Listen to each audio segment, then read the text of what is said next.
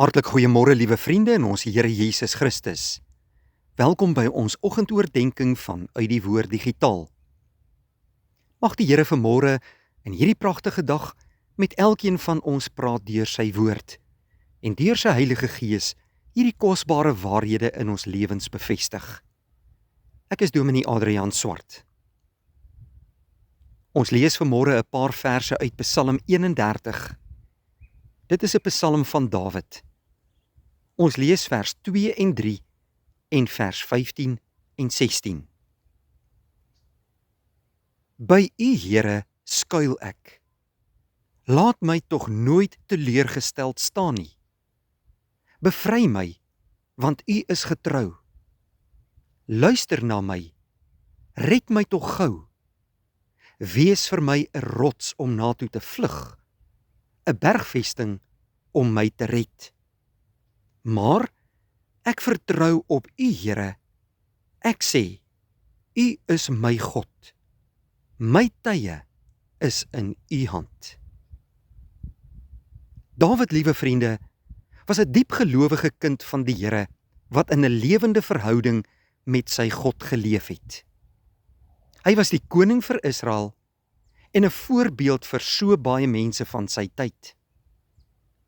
In die Psalmbundel kry ons soveel wonderlike waarhede oor wat Dawid geskryf het oor sy eie lewe, sy eie ervarings en ondervindings.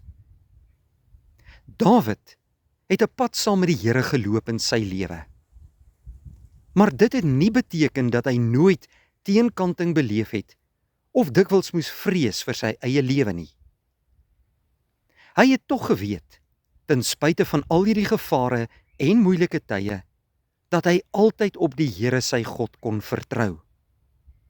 En hy vra dan ook vir die Here, Here, ek wil by U skuil. U is getrou. U is 'n rots om na toe te vlug. Laat my tog nooit in U teleurgesteld staan nie. Die Here het nooit vir Dawid in die steek gelaat nie. Hy kon altyd na sy Here toe gaan. En daarom sê hy ook so pragtig en bely dit uit die diepte van sy hart in vers 15. Ek vertrou op U, Here. U is my God. My tye is in U hand. Inderdaad is die Here die God wat elke dag oor Dawid se lewe beskik en vir Dawid sal lei, nie net in sy persoonlike lewe nie, maar ook in sy koningskap. Die Here het net die beste vir Dawid in die oog gehad, maar hy het ook 'n plan met hom gehad en God se wil tot uitvoering gebring in sy lewe. Net so, liewe vriende, kan ek en jy ook vanoggend weet dat die Here ons God is en ons kan na hom toe vlug met alles in ons lewe. Ons kan hom vertrou met ons hele hart, met ons hele siel en met al ons kragte. Hy is ons God, net soos wat hy Dawid se God is. Die Here wil saam met jou ook in hierdie nuwe dag ingaan. Neem sy hand, laat hy jou lei. Vertrou hom volkome met alles in jou lewe en weet, jou tyd, jou lewe is in sy hand. Kom ons bid saam. Dankie dierbare God en hemelse Vader, vir hierdie wonderlike dag uit U hand en vir U genade en liefde wat so groot is in ons. Dankie dat U ons Vader is, ons bergvesting, ons God op wie ons altyd kan vertrou. Ons sal nooit in U teleurgestel staan nie.